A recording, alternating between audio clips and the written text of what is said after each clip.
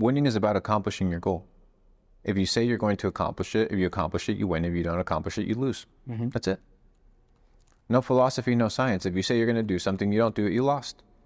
You're a loser until you do the winning habit, until you perform the winning behavior, and until you receive the winning outcome. Winners win, losers lose. It's very simple, bro. You do it or you don't do it. And what do you think about purpose? Do you think everyone is given a unique gift that they are on the journey of uncovering? Or do you think that is their gift is discovered through experience? Or do you think there is no gift? You are thrown into different facets of life, and then whatever you develop and become the best at, that's the path that you go down. I guess purpose is whatever you want it to be.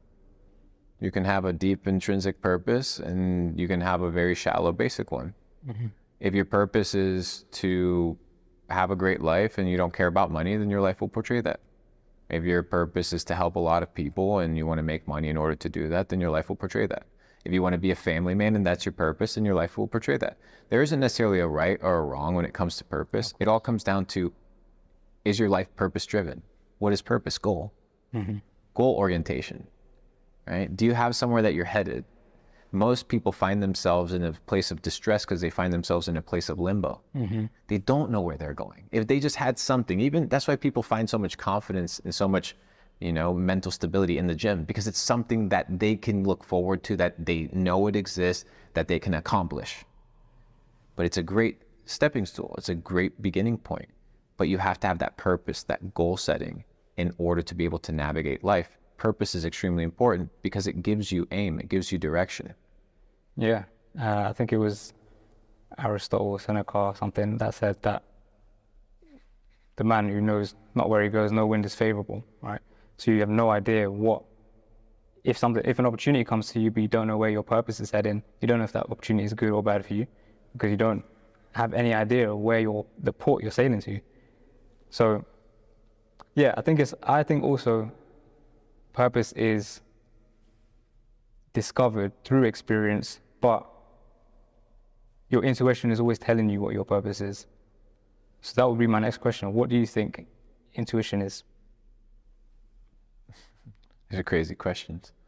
Intuition, yeah, your ability to perceive. Your ability to be aware of the information that's around you. Yeah.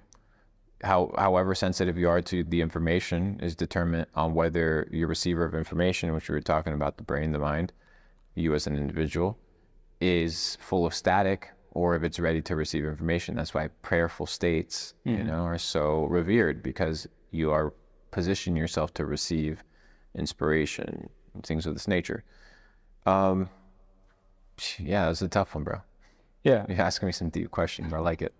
Yeah, I think intuition is our sixth sense, and the senses are not exactly to be trusted, because we know that, for example, with our vision, we can only see 0.1% or something of the light spectrum. So that's proof enough that you can't trust your senses. But I do believe your intuition is your sixth sense. That's always talking to you through the layers of your programming that's been installed in your mind. And it's just about chipping away. I think it's Michelangelo who speaks about the angel that's in the marble block. And he already sees it before he starts carving. And I think it's the same with yourself. It's the same with your purpose. It's already inside of you, but you just have to chisel away the programming and the layers. And everything comes down to programming, layers, programming. You're just a collection of experiences. So intuition is really the one thing you can only trust, in my opinion. Do you think intuition can be altered? Do you think other people can? 100%. Yeah? Yeah, you can disrupt intuition by confusing people. Absolutely, happens all the time. That's why most people live unhappy lives. Well, happiness. You touched on it on a episode I saw recently. What do you think about happiness? What do you think? And you said in the episode that, what if we were not here to be happy? Can you expand on that?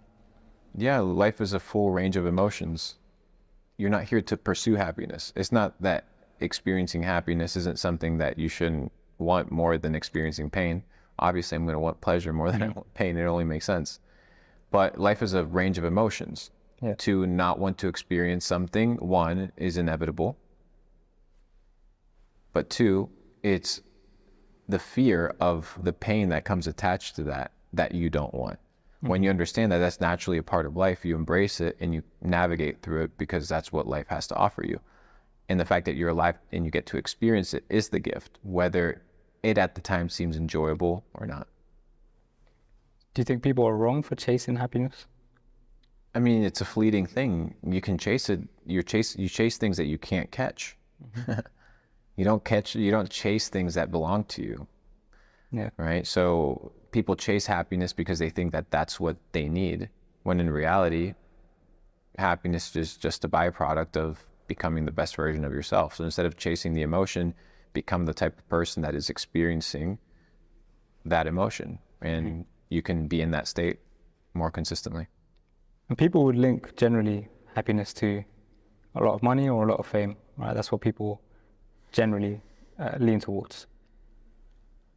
What do people not know about having the money and how it doesn't really fulfill you in terms of the It's happiness? not the money. You know, what is money? What is fame? It's just leverage. What people want is leverage. Leverage to be able to do what they want, say what they want, have what they want whenever they want. Freedom. That's what people want. Today, we just happen to have different tools in order to get them. But once again, 500 years ago, I could have all the money in the world. A warlord could come in, take over my land, and no amount of money would take care of me. He would just take it and pillage it. So money isn't necessarily the ultimate beacon of what people are actually looking for. People are looking for leverage to become free. And you don't need much to be free. You don't need much in order to have leverage. You need to have financial stability, not be in debt, have net positive income versus your expenditure, and give yourself this time, space, freedom to be able to create, think, and find solutions to new possibilities and find alternatives to a better life. It's about removing the static. That's the freedom. That's the freedom. You can do it and achieve it with very little. The peasants back in the feudal age, they only worked 140 days out of the year. When we call people peasants here, they get mad. They're working more than the peasants used to. It's even worse. Wow. Is fame something that you, now being in the position that you're in now, I think you're quite well positioned in terms of fame. You have a lot of leverage. Do you think now past this point where you're at, if you continue to grow, you think it's going to start having some more negative effects than positive effects? Depends on if I'm ready for it. You know, it all depends on if you can handle the pressure, you can handle the heat. It's what it takes to get to the top, you know. There's people fighting for it. There's a theory I learned about recently called a panopticon, and it's the way a prison is set up, right? And they have a central tower, and then the guard is in the center of the tower, and all the cells are surrounding it, and the guard has a light that he shines on all the people. So the prisoners can't tell when they're being looked at. So that means they alter their behavior at all times to behave. And that's what some people have compared fame to. So when you're in the public eye, you have to alter your behavior at all times. Do you feel that way?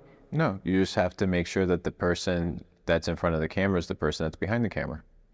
Most people are just fake. Agreed. There you go. So just don't be fake. Yeah. You have nothing to hide, you're chilling. And related to that is, that's how I feel like the government operates, is we police ourselves through fear. So it's kind of like becoming the invisible eye, like George Orwell's 1984. How much do you think that concept of we're being watched and digital surveillance and whatnot, I heard you speak about something about China recently, how much do you think that's going to come into play firstly in the Western world, and how do you think it affects our behavior? I mean, most people are slaves. Most people are NPCs. Most people operate on autopilot.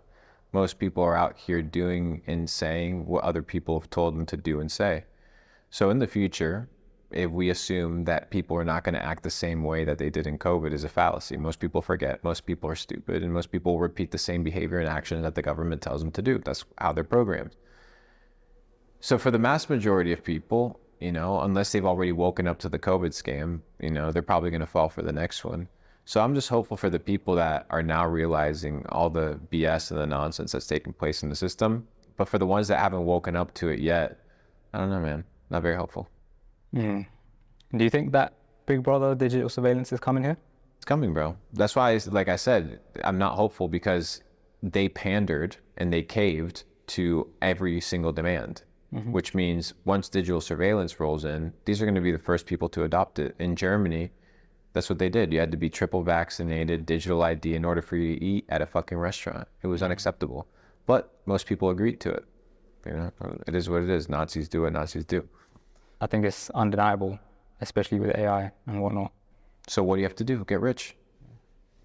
Moral of the story here, ladies and gentlemen. Seek first the kingdom of God and his righteousness, and then all the rest of the things will be added unto you. Divine mindset first. Agreed. I think intellect not only demands solitude, but it feeds on it. I think you are the product of who you are, like when no one is watching, essentially. How pivotal is that season in your life, and how often do you seek solitude? You know, it's interesting. A lot of people are afraid of being alone because they think that being alone means that you're lonely. I was walking down the streets here in London, and there was a homeless man. It said, hungry and lonely. And I'm like, you know, sometimes, you know, I slept in my car, but I never felt lonely. I was with myself because I developed a relationship with myself. So solitude is extremely important because most people don't create the time, the space in order to converse with themselves, in order to think, in order to get to know who they are. Know thyself. Why? Because if you know yourself, you know your tendencies, you know your habits, you know your behaviors, you know what you're good at, you're bad at, what's your weakness, what's your strength. You can develop a strategy, a plan to build yourself up. If you don't know who you are, you don't know where you're going, you're going to end up in limbo. Solitude is key because it creates the silence and the space in order for you to grow. And in the darkness, putting in the work, in the quiet hours, that's where winning is made.